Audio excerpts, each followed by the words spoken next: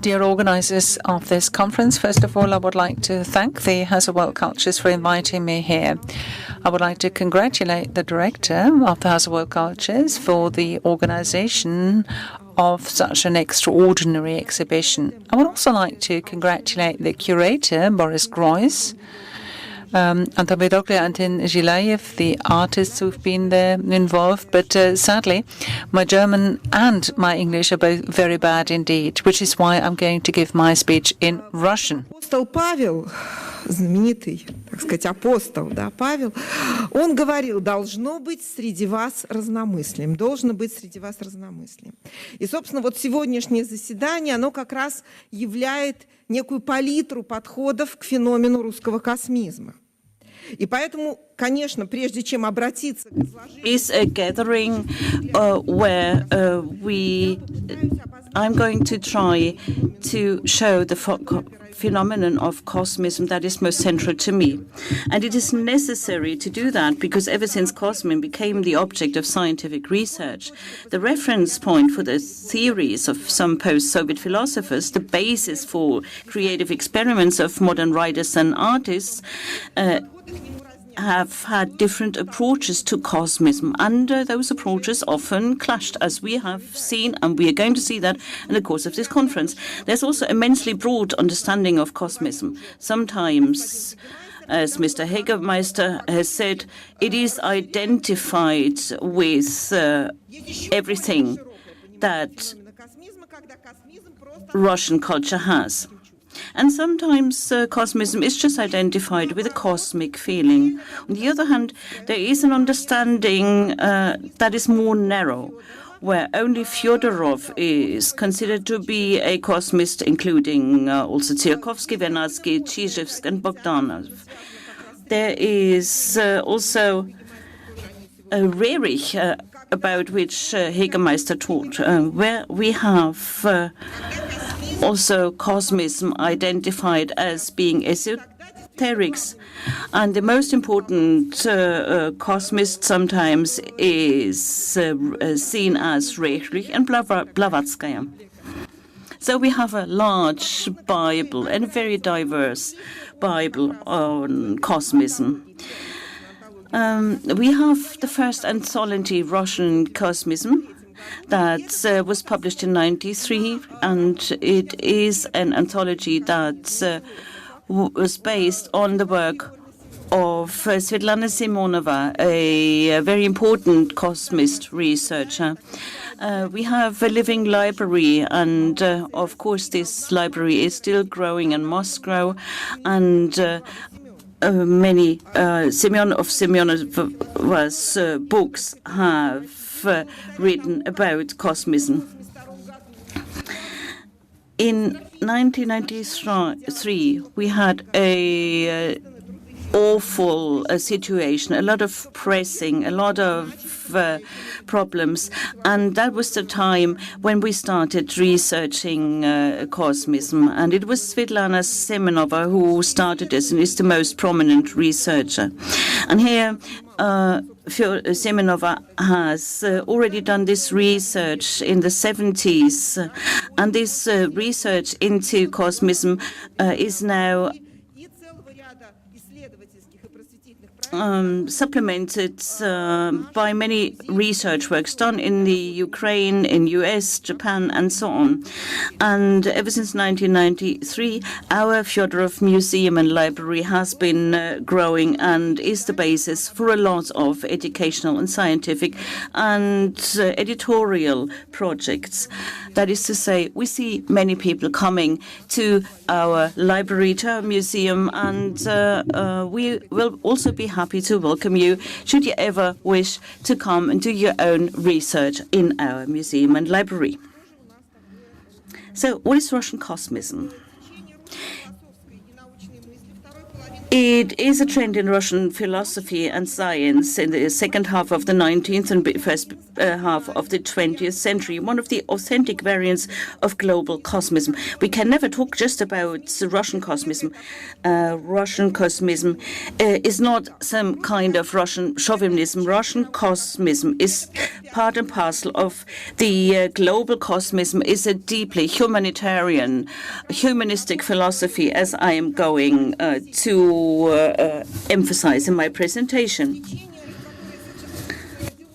The trend of Russian cosmism, which developed in the second half of the 19th century, developed further in the 20th century. And here we have the thesis of a link between the cosmos and human beings. This goes back to the ancient Greek and Roman philosophies. Here, the activity of man, the creativity and the work of man is deeply linked with the development of the universe. And here, a global world is seen as a goal. And this is also something where the Cosmists say we need the cooperation and solidarity. We need universal brotherhood. And this conference that we have, that takes place at the World of Haus Cultures, is a symbolical thing. And it shows this global approach, this global idea of cosmism. Let's now take a look at the most important thesis of cosmism. We have humans who can just look at the universe, and we know this is like the suffering of young Werther, Goethe's work, where he just looked at the sky. We have Lomonosov, our poet, who has written a poem about the contemplation of God's universality, his greatness, when you look at the universe, which spans across all mankind. So who is human being? What is the place of man? Is it just this small particle amongst so many others, as is oftentimes said, a particle that has no meaning? Or is man more meaningful? Russian cosmism focuses on that, tries to determine the place of man in this universe. And here we see a quotation of Fedorov: "Born of a tiny morsel of the earth, a view of the immense space and the world therein must become the inhabitant and ruler of the world." For him, man is not just an onlooker, not just a viewer of the world. He is an agent, an active person. On man depends the destiny of man and the universe. Vernadsky gave a presentation on life sciences, and he said the most important problem of physics in the world is that man is absent, and the Russian cosmists try to determine the place of man. Let's look at who we are talking about. Look at these faces. Again, we have this wonderful exhibition, this Gelayev space, these 5 cosmists: Fedorov, Tsiolkovsky, Vernadsky, Chizhevsky, and Florensky. We are saying that the originator, the founding father of Cosmism is Fedorov. From him, there are 2 main lines of Cosmism developing. We have the scientific line of development, and there you see the representatives, a whole pleiad of scientists. Of course, I'm referring to the exhibition because exhibition and our conference are so closely linked. Interesting people, the work of man and his relationship to the development of the world. Umov, a physicist and theoretician, Vernadsky, Chizhevsky, Kholodny, and Kuprin. What unites those scientists? They lived at different ages. And so, why are they still united? The most important uniting factor is the idea of an anti-anthropic goal of human activities. to overcome entropy. I would like to show you one picture, this picture, the picture of a dead Earth. Russian Cosmism, as I said, emerges at the second half of the 19th century. Why? In 1869, we have scientists developing the idea of the cold death, the big freeze, where everything on Earth will die. This is an increase of entropy, and that will mark the end of mankind, the end of life on Earth altogether. Imagine, could you live on such a world?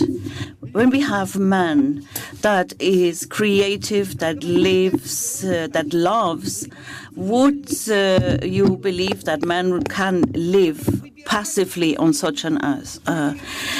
But Dostoevsky oftentimes talks about suicide because many people do not want to live a meaningless life. There's always a Damocles sword above mankind. And that is why people are desperate, because they believe they will be exterminated. And so life has no meaning. There is no tomorrow. Man has no place. One more phrase from Dostoevsky so that you understand why Cosmism emerges, why it develops such an optimistic philosophy. Dostoevsky writes, what would happen if man had come to Earth as a kind of test, so that one can understand, can one live on this planet or not? That is to say, the man is just meaningless and is just a test. And this is the world that the Cosmists are fighting against. They want to return a meaning, and they want to return the world to human beings. And that is why the scientific Cosmists show a picture of the universe where man has a firm place to be, has a meaning, and has a future. And this is how they explain it. Of course, I cannot show my whole presentation. It's a very long one. I don't have the time. Here we have Florenskin. Mr. Hagemeyer has just asked, what does he do amongst the Cosmists? Why is he there? We have also Nikolai Umov, philosopher, physicist, who said we need to introduce a third law of thermodynamics linked with life. He said that life and the creative activity of man has an anti-entropic effect. That is to say, we create a second nature. We create art and culture. We create meaning. We create books and everything else. That is to say, this is our way to fight against entropy. We bring order to nature. This is very important. This is what Umov believed in. Order as a very important principle to be brought to nature by man. That is to say, man is a being that stands up against entropy. There is one more important idea of the Cosmists, and here I have to return to Florensky. He's a synthetic being. He is both a priest and a scientist and a philosopher. The second law of thermodynamics for Florensky is the most important law of physics. And he says we have to have logos as a counterpart. They start off ectropy. And men act ectropically by creating art, by creating culture. And I'd like to come to more and more towards aesthetics, to culture, to creative activity. We see it in Marxism and Bolshevism. It's a kind of superstructure upon the material base. Oftentimes we ask ourselves, what is culture? It's a pastime. This is not what it's all about. Culture is a kind of resistance against death. That is why we have thinkers. That is why we have creators. They are the avant-garde of those who fight death. One more term that brings together all these thinkers belonging to the scientific branch of Cosmism, the active evolution, a very important term. What is the basis of this theory? Boris Groys has already talked about Darwinism. Darwinism is a very pessimistic idea because their development takes place in the form of a struggle, mutations, exterminations. In Darwinism, man is the fruit of a accidental mutation, could have come into being and maybe could have not come into being. And all of that is even projected to social Darwinism. Social Darwinism, which is also based on a fight and elimination of the weak. The Cosmists, is in particular Vernadsky and Umov, have focused on this Darwinist theory, and Chalodny also was a student of Vernadsky and has talked about it. In 1951, James Dunner, a paleontologist, developed the idea of civilizations, and he talked about the evolutionary civilization developments. Alternative theories that were used by Cosmists in Cambrian, when the first cells of the nervous systems develop. The whole process is focused on a perfection of the brain cells and the perfection of the brain.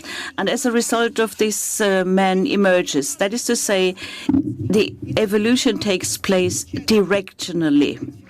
This was used by the Cosmist, and Pierre Desjardins has also used the same idea. And as I've said, the Russian Cosmism is one variant of global Cosmism. We also have to think of Bergson, and the Russian Cosmists relied on him very much, also Vernadsky, and in the early 1900s, there was a lot of international influence on Russian Cosmists. And so this wonderful picture of directional development, the expansion of life, where you have an animal, a being, climbs the ladder of life. First come the animals, then comes man. This is a kind of attempt to fight entropy. Teilhard de Chardin has developed this theory in his works. That is to say, we're talking about a directional evolutionary process, and man comes into the world not accidentally, but on purpose. What happens then to man? A new stage of development happens on Earth, and here we see an active and creative development since man is there. Fedorov talks about it. He says, nature in us does not only recognize itself, but starts regulating itself in us and through us. So man is part of nature, which is very rational. And so it is not possible for the universe to develop without man. And this idea for Cosmists was central.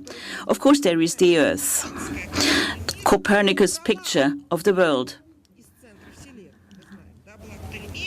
has for the first time suggested that the world, our planet, is not the center of the universe. Ever since Copernicus, we know we are not. And so the Cosmists also see our planet as the metaphysical center of the world, because here we have man, here we have the organizational principle. Here we have two parallel quotations coming from Vernadsky on the left-hand side and Teilhard de Chardin from France on the right-hand side. Vernadsky writes, we have in biosphere a potent geological force. And we have the force of the will of man that can organize the world. And TR says something very similar. He talks about man that understands it's not just a particle in the world. It sees it's a point of departure in order to develop in an organized manner. And the original publication by Théa Desjardins, Le Phénomène du Monde, is in our library.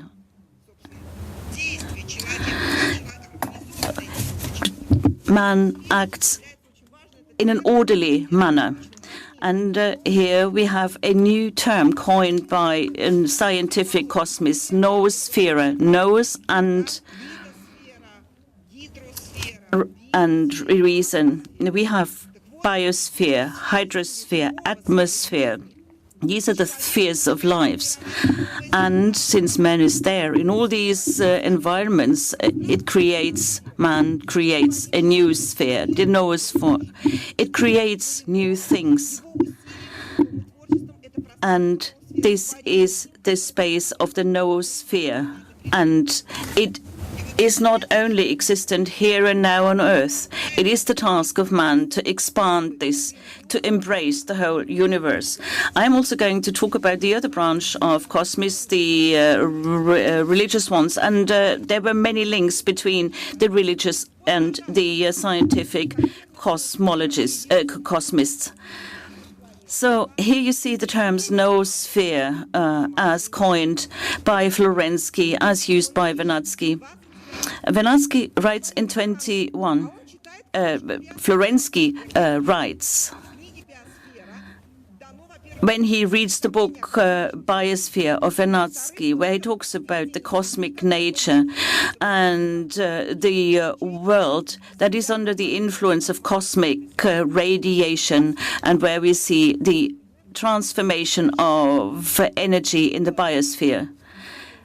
Vernadsky writes to Vernadsky, I would like to say there is an idea that we exist in the biosphere or above the biosphere. We could also call it the pneumatosphere. We have two different terms, the noosphere and the pneumatosphere. This is the reflex of religious Cosmism, because the starting point was the spirit. The spirit forms matter.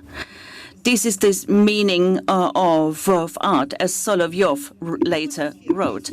We have the pneumatosphere, a special development of the spirits. That is to say, we have a vector of development. The Cosmists talk about the task of humanity. It is the task for man to build the noosphere. We got used to the fact that men have become parasites. They exploit the earth. We all talk about ecological crises, crisis of civilization, our exploitation of resources, and that is why we have to pray in the worlds, because all this expansion, all this exploitation doesn't bring anything good. Fedorov already anticipates this development, as Mr. Hagemeister has also said. We have an exploiting civilization, a civilization of toys, a production, a multiplication of things, increase and growth that eats up the earth. Fedorov said the civilization that exploits can never recreate. What is the alternative then?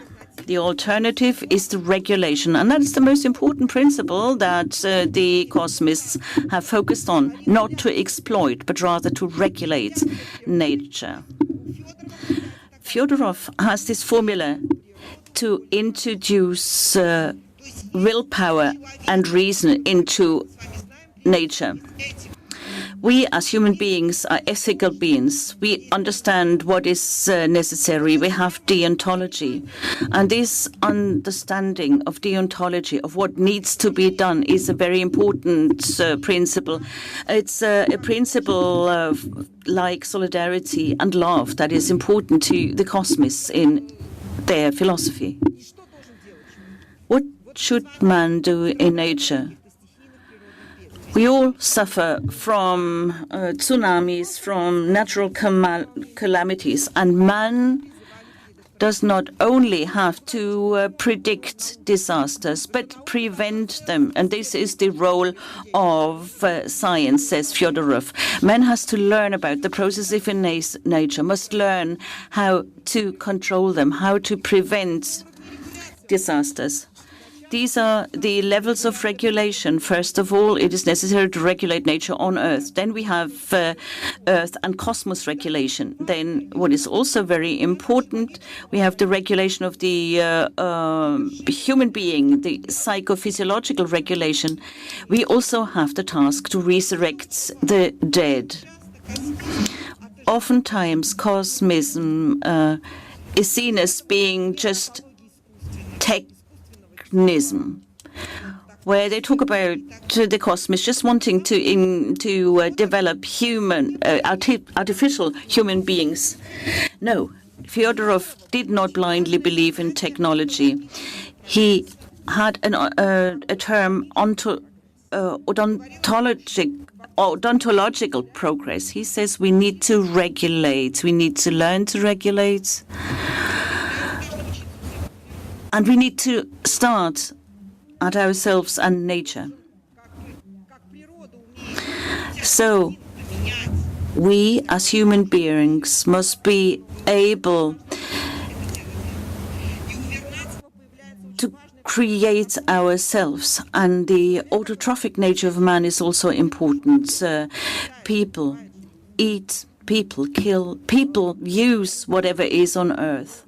And it is necessary for human beings to become the new man, go beyond the physical nature of man. This is a very important idea in order to liberate the untapped potential that man has in himself. So, I know I do not have much time, but I wanted to introduce the second line of Cosmism, which is the religious philosophical branch.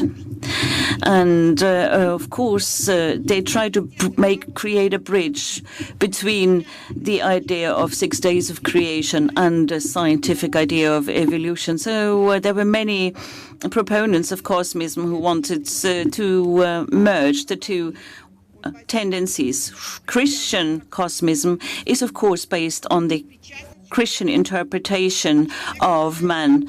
And again, man is able to be creative, and it is part of his godlike image to be creative, to control, to regulate. Fedorov, of course, was a religious thinker, although he wrote both for religious and non-religious people, for scientists and non-scientists. And for him, the most important principle always was that God acts through man, because he created man in his image.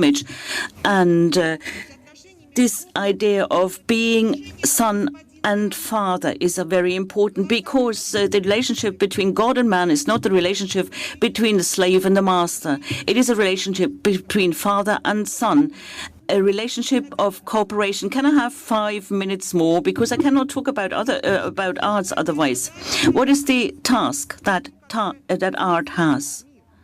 Because it makes the world cosmic. Fedorov has the very important idea of art being a recreator of the world, of the universe. And here, in order to illustrate what art means for Cosmists, I'd like to show a quotation. A Florensky quotation, and it's the key to Cosmism. Here he talks about microcosm and macrocosm. He talks about the relationship between macro and microcosms, like the relationship between man and husband and wife. It is the task of man to love the wife, to go after her, to direct her so that her instincts and powers will be used for something useful. It is like the world that has to be directed, controlled by man, so it can be an ordered cosmos. And this is the task of art as well. And Fedorov sees the aesthetic of the future as the aesthetic of this transformed universe and cosmos. So this is a kind of world that is created, and man starts transforming the whole universe, transforming it into a wonderful work of art, like a cathedral. So the universe as a cathedral, as the embodiment of perfection, where we have all unity, where we have no more fight and struggle. So this is how Cosmists approach art. Art must be the builder of this paradise, of this perfect cosmos that holds immortality for humans, so that the universe is returned to its initial stage. And the originator, the agent of all of this is man. In order to do all that, man must regulate himself, and also man is a central topic and is a central object for the art. When are people born? They are born not at their physical birth, but when they start cognition, when they start recognizing, creating. And here also the art has an important role. On the one hand side, Fedorov talks about the intolerance to death, and he also says that man came into being when he started walking vertically, because the horizontal always means passivity, death. Verticality, this is activity. And in a vertical position, people make themselves creators, self-creators. And Fedorov says the object of the man of the future must be this element of control. And at the end, I also need to talk about beauty. Beauty is the ultimate goal, and it must also be included in this wonderful final universe. Unfortunately, I could tell you much more about the different approaches, different beliefs of the Cosmists of the 1920s. I would have told you much more if I had had the time. Thank you.